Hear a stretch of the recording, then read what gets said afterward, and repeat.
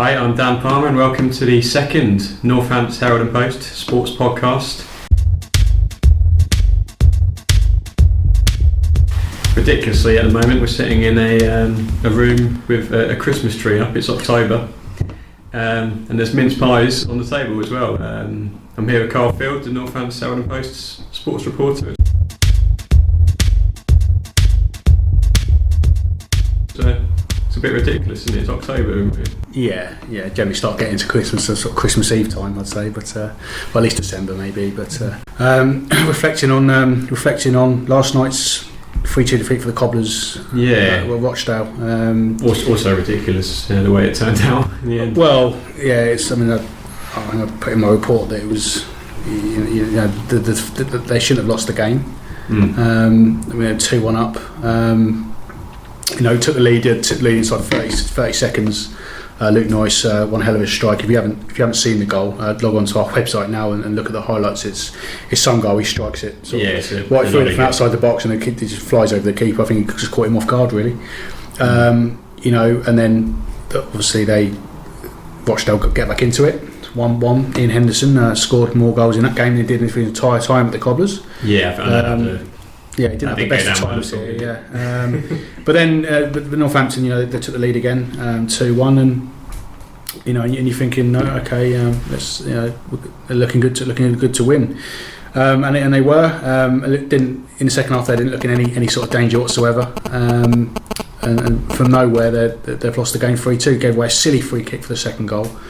Really was a silly free kick, which in fairness to the Rochdale left back Marco Rosi, he struck really well around the wall, but maybe the wall could have done it a bit better than it did. And then the third goal, they've just gone to sleep. Yeah, it's really lackadaisical defending from the Cobblers, as I put in my report, and they've come away once again with no points from a game that they really should have won. And how many times we was talking about this earlier? I mean, they should have. In the last two games, and they drew 2 each with Dagenham on Saturday. That should have been 3 points. 3 points at Rochdale, that's 6 points. They lost home games to Exeter and Torquay. They should have won. That's another 12 points that they should have, and they're sitting second bottom in the table. And you sort of asking yourself, well, why? And when's it going to change? I mean, there's sucker punches in football, and then there's something like that, isn't it? When your luck's not going for you, it's not going for you. I would say they're at the bottom of the table, but they're not getting thrashed each week. They're not getting outplayed. They're there and thereabouts. They should be getting points, and that's got to be a source of comfort to Cobblers fans. That they will turn it around eventually. There's going to be some hard weeks maybe, but the signs are there that it's just about getting over the line at the moment, really. Yeah, but we've been saying that for a number of weeks now. Probably, it's and AD Boyfoyd, in fairness to him, and the players are. You can't knock them. They're still confident. They're disappointed, but they're still confident it's going to turn. It's going to. Ian Morris after Saturday's game against Dagenham, as I know we keep saying it, but it really is, and we see it in training every day. And but obviously, if there's only so long it can go on. There's only so many times you can keep saying the same things. But in fairness, the injury list is still. In the treatment room at Sixfields, you've got a team there that the players in there. You can make up a team that would compete in League Two, and that's really staggering when you think about it. Another injury in there. Yeah, Kevin Amanqua's done his hamstring last night, quite early on in the game. So it just seems that everything that can go wrong for Northampton Town at the moment is going wrong. But Cheltenham on Saturday, another team that Sixfields, another team that you would hope that Cobblers would pick up 3 points again. Not as easy as perhaps as that, because obviously they reached the semi-final of the playoffs as well last year, lost to the Cobblers, so maybe they've got a little bit of revenge to avenge that in mind, maybe. And I predict another tough afternoon for the Cobblers, and but they need to start picking up wins. Yeah, I'm sure Cheltenham will be travelling to that game with the semi-final in mind. Certainly, maybe some brighter news around the corner. Boothroyd's promised us a striker who's going to be a source of goals, a proven source of goals. What do you make of that? They need a bit of spark around. Yeah, they do. And well, I mean, we spoke to AD on Monday, and he sort of said, well, something on the lines of, beggars can't be choosers, and you can take what you can get. But his exact words were, "This one is worth waiting for." He's excited about it. He's a proven goal scorer. And obviously, as is the case, obviously the rumour mills go into overdrive in full force, and obviously we've had some names thrown in from various different places.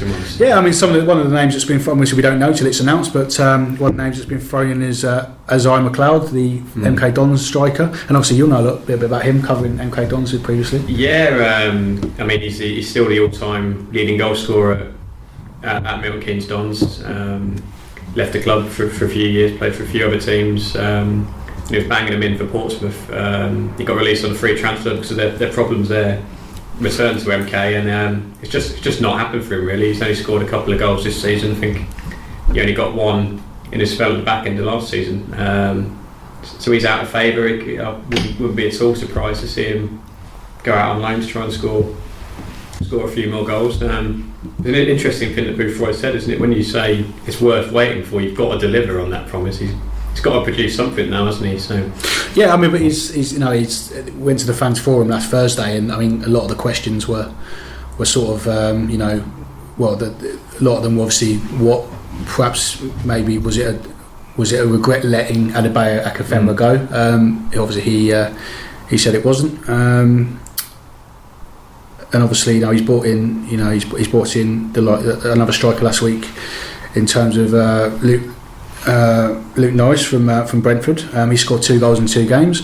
But again, he's another one who's he's a young striker, and obviously they do need someone to score goals. Now, as I've said previously, I believe that with everyone fit and with another proven goal scorer in that team, they are the best team in the division. But I guess it just remains to be seen. But I mean, obviously, you've got other names thrown in. You've got the likes of Franny Jeffers is available, for instance. You've got one goal in only game for England. I mean, somebody tweeted me yesterday and said maybe what about Marlon Harewood? I mean, again, these are names that can be thrown about, but I guess we won't know for sure until probably the end of the week when it gets announced. So. Watch this space. Just to finish on the Cobblers, it was an amusing anecdote from Boothroyd, wasn't it? When he said he found the KFC buckets in Bayo's car. Oh yeah. I don't think many people said the question was something like, do you miss Bayo? And he said, of course I miss him. But he was a challenger. He said he used to come in the training and say he was going on the bike, and he'd go over to his car and find empty KFC buckets in his boot. I mean, that's brilliant, mate, really. But no, I mean, you can't look back. You got to look forward, and hopefully they'll get someone in, and it'll be someone who the Cobblers fans will it'll be a great sign for them. Brilliant. We'll have to watch this space then. Moving on to the Saints, after playing the Champions of England in Leicester, and they played the Champions of France in Cast, and a Welsh powerhouse in Ospreys last week, and a little bit of a disappointment to not get that bonus point against Ospreys, because they can be so crucial, particularly in a pool as tough as the one they've been put in. But it's still in their own hands, isn't it? European rugby is always tough, and if they can do the business against Leinster a couple of times, then they'll be in pole position in that group. And it's great to see them on both fronts, league and in Europe. Still in pretty good shape. Absolutely, and just looking at I think for me having Leinster at home first is massive, actually. Psychologically. Yeah, I think so. If they turn Leinster over at Franklin's Gardens, I think it'll give them a psychological edge going into the game of the Aviva 7 days later. Some people may disagree, it's my view, but Saints going over to the Aviva, I think they can win. If you look at when they played them in the Heineken Cup final in 2011, the squad now is much stronger, and will give Leinster a bit more of a match for Leinster as well. And Saints proved the back end of last season they can go away and win big games. Look at the Saracens semi-final in Aviva. I mean, absolutely. They can do it when they're under pressure, and I think they'll do it. I think they'll win both games. I think they'll win again as well. That's an interesting point ahead of Saracens this weekend as well. They'll be coming to the Gardens looking to avenge that defeat in the semi-final. That will be, and they weren't expecting that at all. And because even with the players missing, I still think that I still think that alone as well will make it a fascinating game. But it's one that, again, I think it'll be close, but I think Saints will just nick it.